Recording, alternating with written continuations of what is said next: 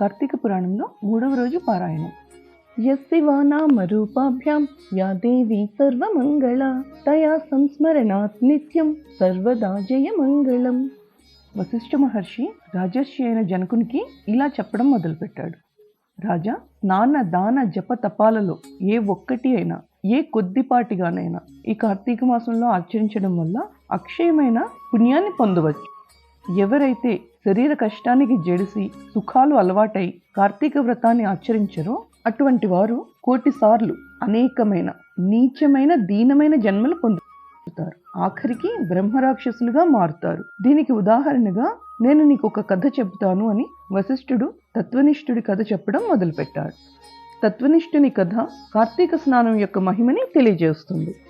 పూర్వకాలంలో ఆంధ్రదేశంలో తత్వనిష్ఠుడనే బ్రాహ్మణుడు ఉండేవాడు. సకల శాస్త్ర పారంగతుడు, ఎప్పుడూ అబద్ధం చెప్పనివాడు, పరమ దయాళువు, తీర్థయాత్రలు చేయడంపై ఆసక్తి ఉన్నవాడు అయిన ఆ విప్రుడు ఒకసారి తీర్థయాత్ర సందర్భంగా ప్రయాణిస్తూ మార్గమధ్యంలో గోదావరి తీరాన గల ఒక ఎత్తైన మర్రి చెట్టు మీద భయంకర ఆకారంలో ఉన్న కారు నలుపు ఛాయతో, ఎండిన డొక్కలతో, ఎర్రని కళ్ళు గడ్డములు కలిగిన వికృతమైన రూపాలతో, కత్తులు కపాలాలు ధరించి అతి భయంకరంగా ఉన్న 3 బ్రహ్మరాక్షసుల్ని చూశాడు. ఆ రాక్షసులంటే ఉన్న భయం వలన ఆ మర్రి చెట్టుకి కనుచూపు దూరంలో ఏ ప్రాణి సంచరించేది కాదు.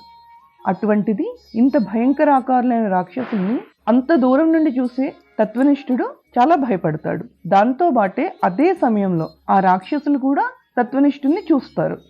దాంతో మరింత భయపడిన వాడై మనస్సులో హరినామస్మరణ చేసుకోసాగాడు.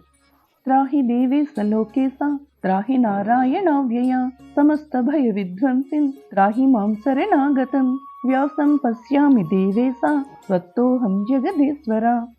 అంటే సకల దేవతలకు సకల భువనాలకు యజమానివైన వాడా, ఓ నారాయణ అవ్యయ, నన్ను రక్షించు.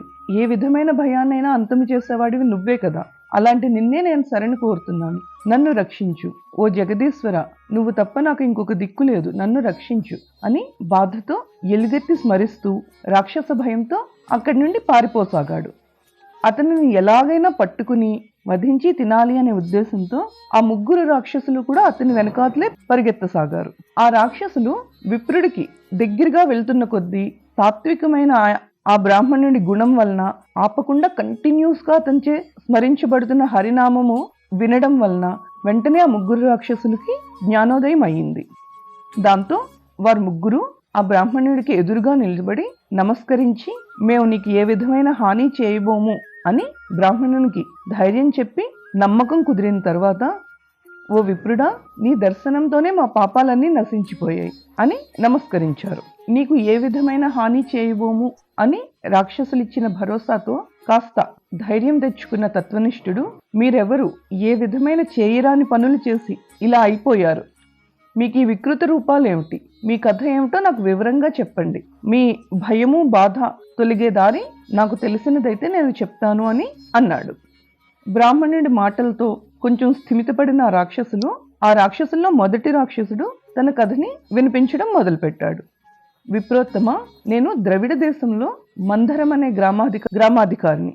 నేను కులానికి బ్రాహ్మణుడనే అయినా గుణానికి కుటిలంగా ఉంటూ కుటుంబ శ్రేయస్సుకై అనేక మంది బ్రాహ్మణుల విత్తాన్ని హరించాను, బ్రాహ్మణుల ధనాన్ని హరించాను. బంధువులకు గాని విప్రులకు గాని ఏనాడు కొంచెం అన్నం కూడా పెట్టి ఎరుగను. మోసంతో బ్రాహ్మణ ధనాన్ని అపహరించడం చేత నా కుటుంబంతో సహా నా 7 తరాల వారు అధోగతుల పాలైపోయారు.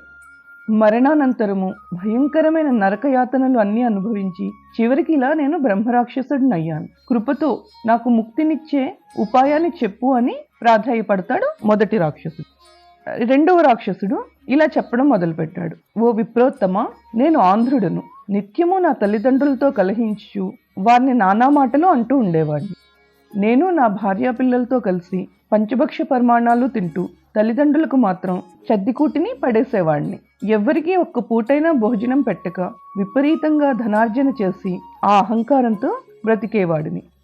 మరణం తర్వాత నరకాన పడి ఘోరాతి ఘోరమైన బాధలన్నీ అనుభవించి చివరికి ఇక్కడ ఇలా బ్రహ్మరాక్షసుడిగా పుట్టాను.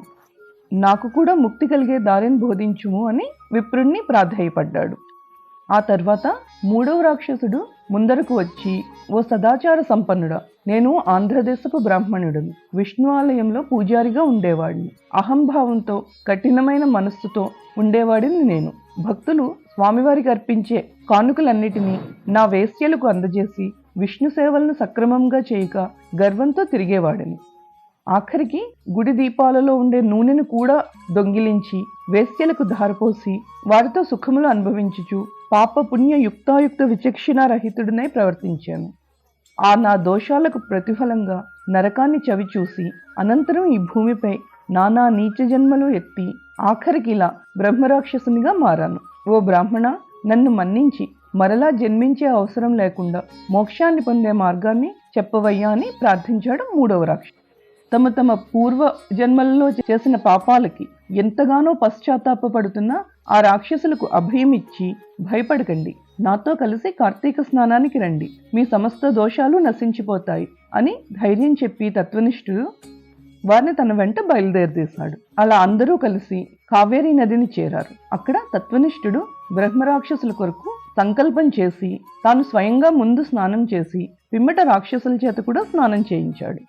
ఆ తర్వాత అముకానాం బ్రహ్మరాక్షసత్వ నివారణార్థం అస్యాం కావేర్యాం ప్రాతస్నానం అహం కరిష్యే అంటే ఈ ముగ్గురికి బ్రహ్మరాక్షసత్వం నశించిపోవాలి అనే సంకల్పంతో నేను ఈ కావేరీ నదిలో ప్రాతకాలం స్నానం ఆచరిస్తున్నాను అని తత్వనిష్ఠుడు సంకల్పం చేసి విధి విధానంగా స్నానం చేసి ఆ ఫలితాన్ని బ్రహ్మరాక్షసుల ముగ్గురికి ధారపోయగా వారు వారి వికృత రూపాన్ని వదిలివేసి దివ్య వేష్యులై తక్షణమే వైకుంఠానికి ప్రయాణమయ్యారు.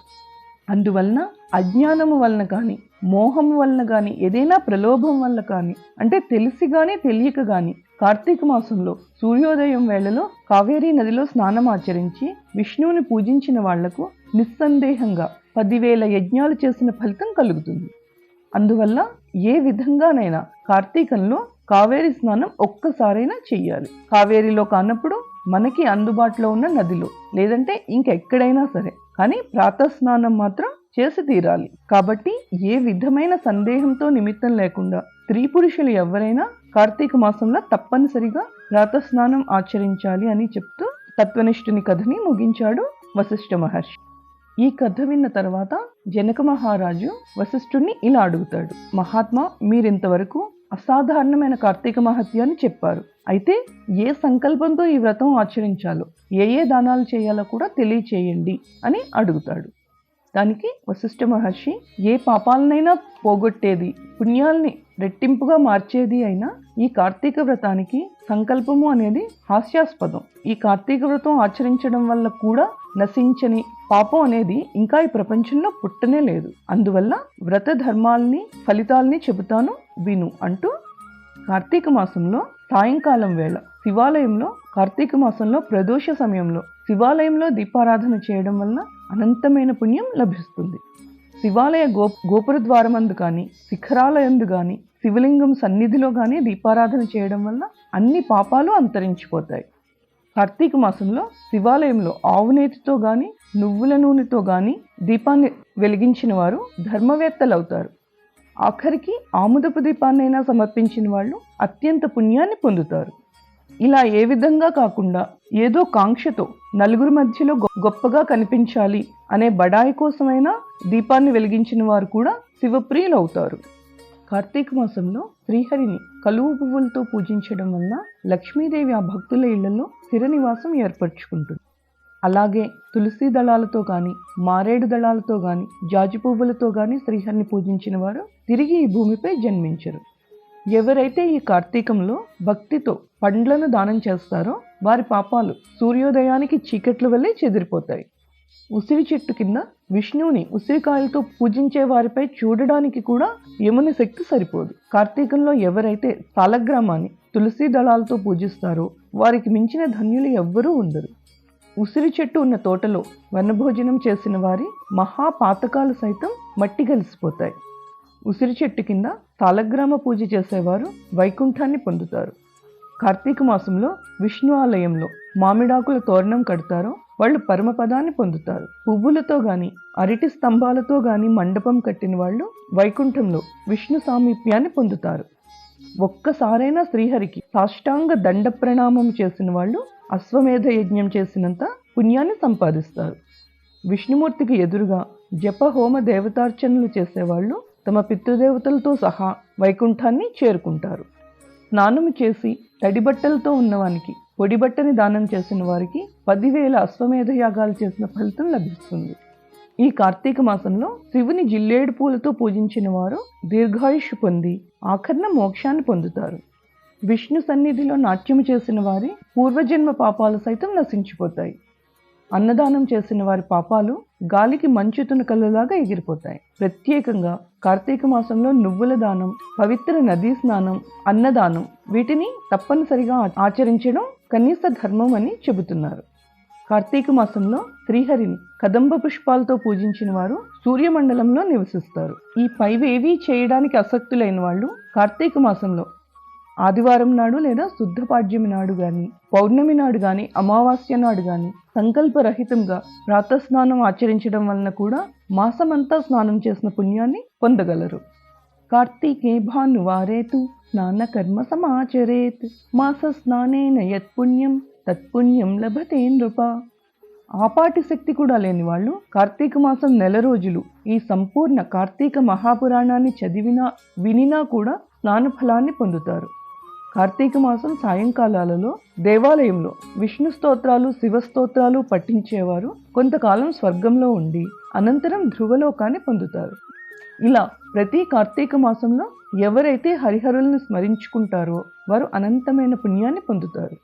ప్రతిరోజు స్నానం ఆచరించడానికి ఆసక్తులైన వాళ్ళు, అంటే మనం ముందు ఎపిసోడ్స్లో చెప్పుకున్నట్లుగా దీర్ఘ రోగులు కావచ్చు, లేదంటే విపరీతమైన వాతావరణ పరిస్థితుల్లో ఉన్నవారు కావచ్చు, కదలలేని వారు, ఇలాంటి వారందరూ కార్తీక మాసంలో ఆదివారం నాడు, లేదంటే శుద్ధ పాడ్యమి నాడు, లేదా పౌర్ణమి నాడు, లేదంటే అమావాస్య నాడు ఏదైనా ఒక రోజు సంకల్పం చెప్పుకోవసరం లేదు. ప్రాతస్నానం సూర్యోదయానికి ముందు ప్రాతకాలంలో సామాన్యమైన స్నానం ఆచరించడం వలన కూడా ఆ మాసమంతా స్నానం చేసిన పుణ్యం లభిస్తుంది. ఆ విధంగా కూడా స్నానం చేయడం సాధ్యపడని వాళ్ళు ఉంటారు. అలాంటి వాళ్ళు కార్తీక మాసం నెల రోజులు ఈ సంపూర్ణ కార్తీక మహాపురాణాన్ని చదివినా వినినా కూడా స్నాన ఫలాన్ని పొందుతారు.